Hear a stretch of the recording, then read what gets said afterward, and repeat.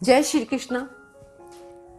आज बात करते हैं इसी बैसाख के महीने के बारे में, क्योंकि बैसाख का महीना अभी चल रहा है।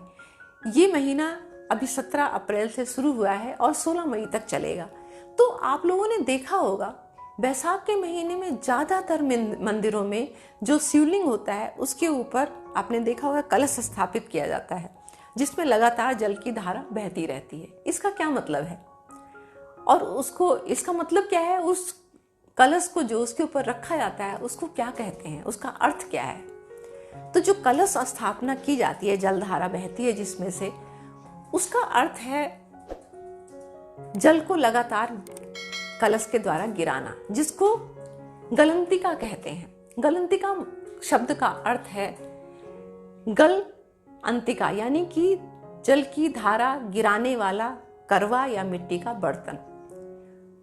तो ये पहले के टाइम में मिट्टी का जो घड़ा होता था उसको शिवलिंग के ऊपर स्थापित किया जाता था। उसके बीचों बीच एक छोटा सा छेद किया जाता था, उसमें कपड़ा या कोई रस्सी का टुकड़ा, इस तरह से कलावा वगैरह इस तरह से उसको लटकाया जाता था, जिसमें से बूंद बूंद करके जल लगातार शिवलिंग के ऊपर गिरता रहता था। और ये हिंदू धर्म में आप सभी लोगों को पता होगा कि इस महीने में चाहे वो छोटा मंदिर हो चाहे बड़ा मंदिर हो, हर जगह ये व्यवस्था जरूर की जाती है। शिवलिंग के ऊपर जो एक वो स्टैंड सा होता है उसको रख के उसके ऊपर कलश रखा जाता है। आजकल मिट्टी का कलश कम देखने को मिलता है। आजकल वो कलश जो होता है वो पीतल का होता है या फिर तांबे का होता है जो रखा जाता है, और ये पूरे महीने लगातार शिवलिंग पे जलधारा गिराई जाती है। इसके पीछे एक और मान्यता है कि जब भोलेनाथ जी ने समुद्र मंथन हुआ था और जब कालकूट जो विष था उसका पान किया था, तो उसके पान करने पे जो विष था उनके गले में, यहाँ पर उन्होंने जन कल्याण के लिए विष पान किया था, तो जो विष था वो गले में उनके यहाँ पर उन्होंने अपनी शक्ति से रोक लिया था, अंदर नहीं जाने दिया था। ये सबको पता है। अब उस विष का जो शरीर पे विष की जो गर्मी थी उससे उनको बहुत ज़्यादा गर्मी लगने लग गई। तो जो साधु संत और देवतागण थे, जो उच्च कोटि के जो साधु संत थे, महात्मा थे, उन्होंने उनकी तकलीफ जो थी, उनकी जो गर्मी थी, जो व्याकुल हो गए भोलेनाथ जी, तो उनकी गर्मी को शांत करने के लिए घड़े में पानी भर भर के और वो घड़ा ले जाके सब लोग उनके ऊपर लगातार डालने लग गए, कि जिससे कि उनकी गर्मी शांत हो और इस व्याकुलता से उन्हें छुटकारा मिले।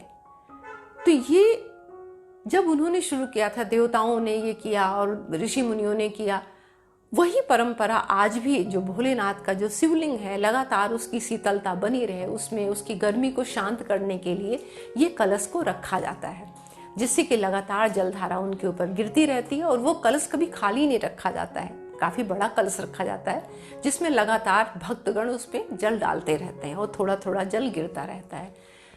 तो उसमें कभी भी आप जब मंदिर जाते हैं तो आपने देखा होगा, जो लोग भी जाते हैं भोलेनाथ जी को जल अर्पित करते हैं और उसके बाद एक लोटा जल उसके ऊपर भी जो घड़ा होता है उसके अंदर भी डालते हैं। आप कभी भी जब उसमें जल डालें तो कोशिश करें गंगा जल हो। अगर गंगा जल नहीं है तो आप शुद्ध जल उसमें डालिए, कभी भी अशुद्ध जल उसमें नहीं डालना चाहिए।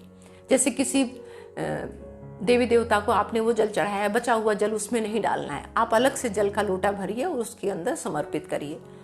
क्योंकि अगर आप उसमें चढ़ाया हुआ जल किसी को डालते हैं या अशुद्ध जल डालते हैं तो उससे क्या है ना, आपको पुण्य तो नहीं मिलेगा लेकिन आप पाप के भागीदार होंगे और आपकी इस क्रिया का आपको फल अच्छा नहीं मिलेगा।